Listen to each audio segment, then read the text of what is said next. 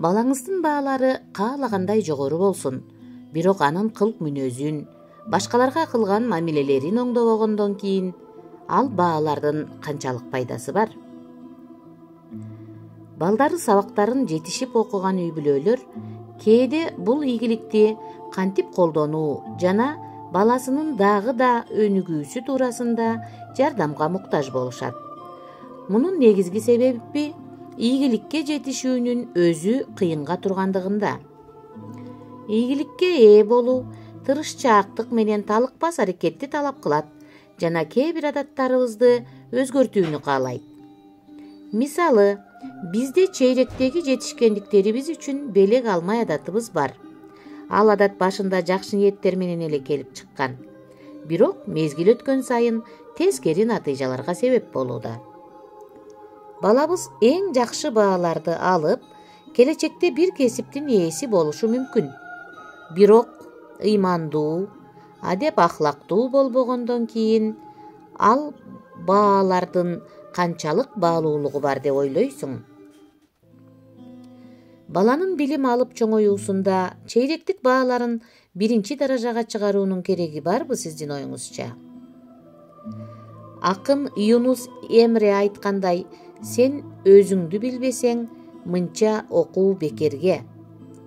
Балабыздын өнүгүп жетилүүсүндө анын аттестатындагы баалардын мааниси жок деп айтпайм.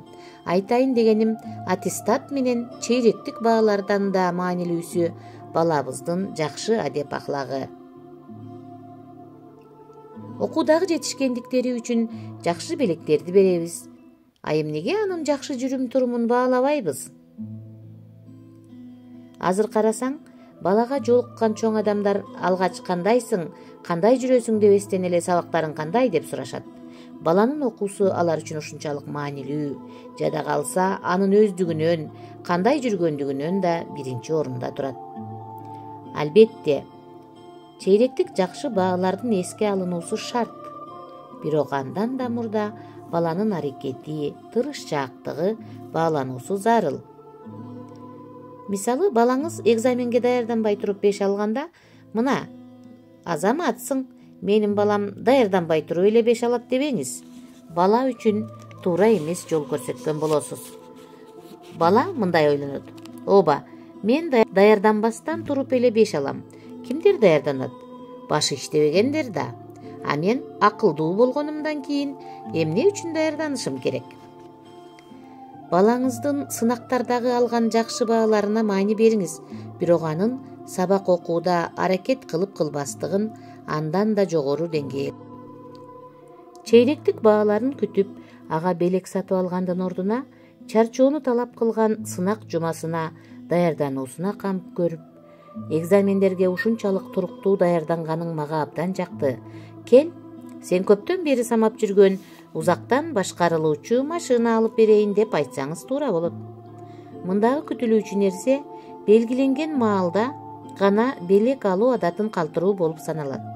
Белек күтүлбөгөн учурда жакшы иш-аракеттердин жыйынтыгы катарында берилгенде пайдалуу болот.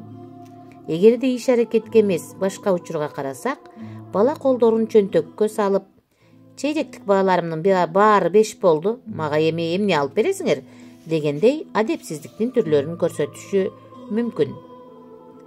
Эгерде бала чындыгында ийгиликке жетишсе, аны байкамаксан болуу туура эмес. Бирок муну да унутпообуз зарыл. Бала ийгиликке жетишти деп өтө аша чабуу менен белектерди бере берсеңиз, мунун терс жыйынтыктарынын келип чыгуусу мүмкүн.